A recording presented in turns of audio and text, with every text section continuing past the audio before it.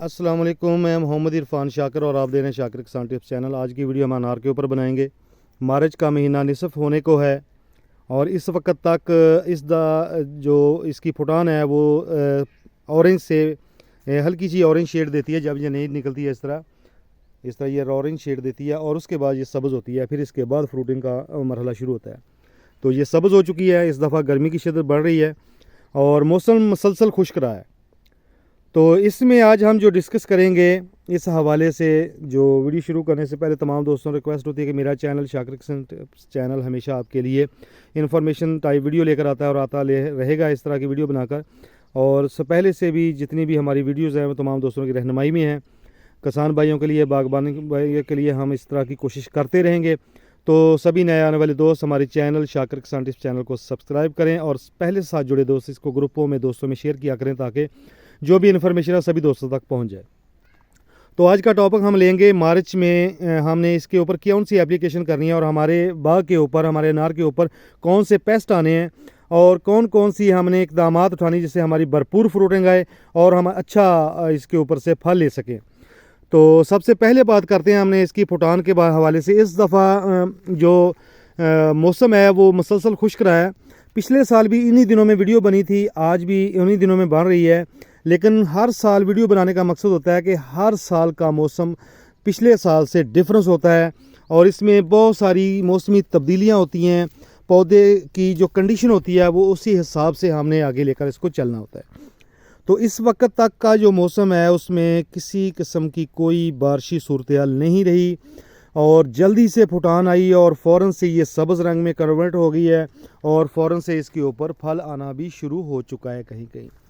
तो अब जो सूरत हाल है, जिन दोस्तों ने इसके ऊपर गौर नहीं की तो वो देखें को हमारी ये जो कोंपले हैं, नाजुक कोंपले हैं, इनके ऊपर तेले और सेले का अगर अटैक है। तेले और सेले में फ़र्क बता दूं कि तेला होता है काले काले रंग का जो इस गुच्छों की शक्ल में इसके ऊपर आता है कोंपलों में, और सेला जो होता है वो वाइट वाइट सा होता है और वो सफ़ेद सफ़ेद सा मवाद छोड़ता है, लेसदार मादा।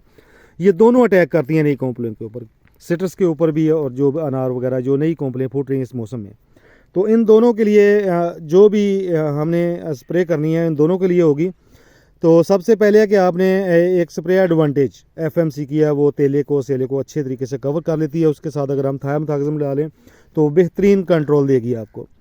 दूसरे नंबर पे अगर एडवांटेज अवेलेबल नहीं है तो हम इसके ऊपर करेंगे थायमथाक्सम प्लस क्लोथिनाडीन।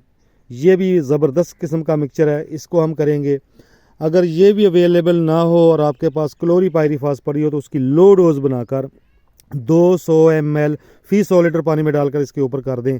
बहुत सारे लोग कहेंगे ये स्ट्रेस देगी, सख्त है। नहीं नहीं, जब हम किसी को भी सख्त जान स्प्रे को डिल्यूट कर लेंगे ज़्यादा पानी में तो वो बिल्कुल सकिंग पेस्ट के लिए बन जाएगी और बेहतरीन कंट्रोल देगी और देर पा देगी।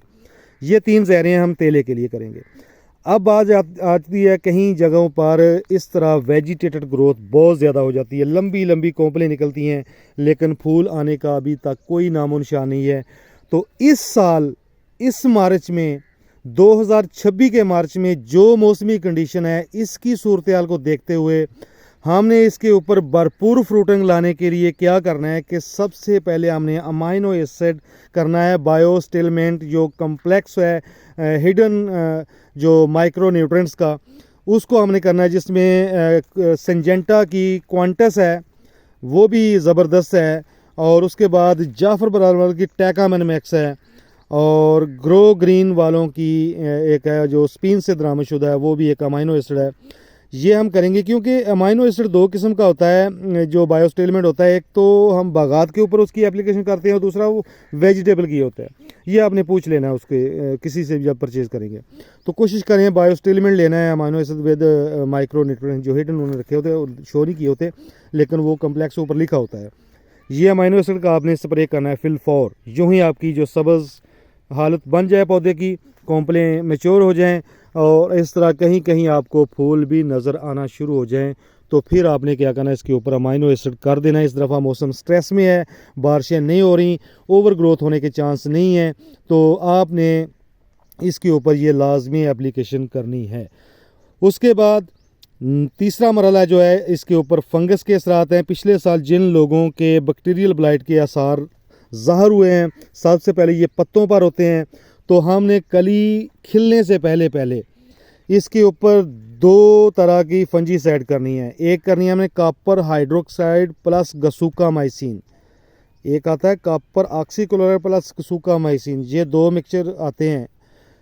कॉपर हाइड्रोक्साइड लेना है, कॉपर ऑक्सीक्लोराइड इस मौसम के लिए मौजू नहीं है, मौसम शदीद सख्त होने जा रहा है।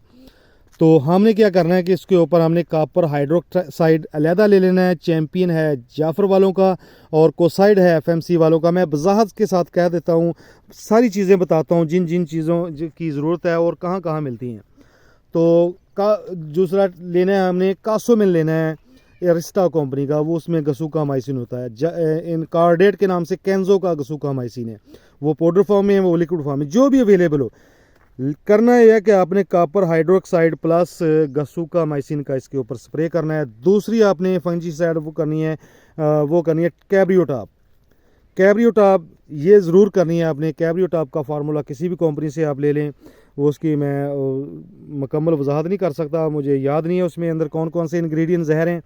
तो कैब्रियोटाप मशहूर फंजीसाइड है, उसको आपने एप्लीकेशन करनी है। तो फिर आपके जो पत्तों के ऊपर बैक्टीरियल ब्लाइट के स्पॉट बनेंगे उससे महफूज रहेंगे। पौधा आपका जो फल बनाने तक बिल्कुल महफूज रहेगा। इस तरह के नर फूल सबसे पहले ज़ाहिर होंगे। इसमें बहुत सारे दोस्तों की आती हैं कालें जब फूल खिलते हैं कि भाई हमारा फूल शेडिंग बहुत कर रहा है। कोई भी पौधा है सबसे पहले वो नर फूल निकालता है। इस तरह जब नर फूल निकलेंगे साथ ही इसके जो मादी फूल निकलना शुरू हो जाएंगे, जिसके पीछे वो छोटा सा बॉल होता है, आगे फूल होता है, वो लंबा फूल होता है, उसकी मैं वजाहत करूँगा। उसने निकलना होता है और फिर मुकम्मल पोलिनेशन का अमल शुरू हो जाता है और आपका फल बनना शुरू हो जाता है। ये थी आज की छोटी सी वीडियो। छोटी तो नहीं है, बड़ी हो चुकी है, मैं बहुत मुख्तसर वक्त में बनाना चाहता था। तो इस वक्त तक हमने जो भी करना है, और दूसरा ये अंदर जो इसके आपके चैनल बने हुए हैं या प्लेन लैंड है, उसमें जितनी भी घास फूस है अभी अभी उसको आपने कवर करना है। इसमें काम का स्प्रे करें जो आपके निकीले पत्ते साथ ले जाएगा। काम प्लस ग्लाइफोसेट का स्प्रे कर दें, ये अभी स्प्रे हुई है, इनकी कॉम्प्लें डीली हो चुकी हैं, ये ख़त्म हो जाएंगी चंद दिनों में जड़ी बूटियाँ तमाम की तमाम। तो इसको जब तक हमने खुराक दी हुई है, इसकी खुराक पौधा भरपूर तरीके से उठा नहीं लेता, आपने जड़ी बूटी नहीं होने देनी। बारिशें होंगी बाद में होंगी तो फिर उस वक्त की सूरत हाल देखेंगे, उसके ऊपर हमने क्या करना है। ये था आज का टॉपिक जो मैंने आपसे शेयर किया। इस मौसम के हवाले से, आज के साल के हवाले से, इस महीने के हवाले से हर साल वीडियो बनती है। इंशाल्लाह आगे भी जैसे जैसे इसके ऊपर नए चैलेंजेस आते रहेंगे, उसके ऊपर हम जो एप्लीकेशन करते जाएंगे वो आपके साथ साथ शेयर करता जाऊंगा। और ये चीज़ें बहुत ही छोटी छोटी माइनर से पॉइंट होते हैं, लेकिन इनकी अहमियत बहुत होती है हमारी बागबानी में, हमारे अनार के फील्ड में, क्योंकि हम ये एक बहुत ही सेंसिटिव मरहला होता है। इसको अगर हमने समझ लिया, इसके ऊपर फोकस कर लिया, तो हम आगे जाकर बहुत सारी मुश्किलों से बच जाएंगे। तो आज की वीडियो मैं यहीं पर क्लोज़ करता हूँ। नेक्स्ट वीडियो में फिर दोबारा अनार के ऊपर ही बनेगी इंशाल्लाह। नेक्स्ट जो भी इसके ऊपर प्रोसेस होगा, इसकी फ्लावरिंग के हवाले से, फ्लावरिंग की पोलिनेशन के हवाले से, फ्लावरिंग की सूंडी के हवाले से, फ्लावरिंग की शेडिंग के हवाले से, तमाम चीज़ें इसमें डिस्कस होंगी। उस वक्त तक के लिए मुझे इजाज़त दीजिए। अल्लाह हाफिज़।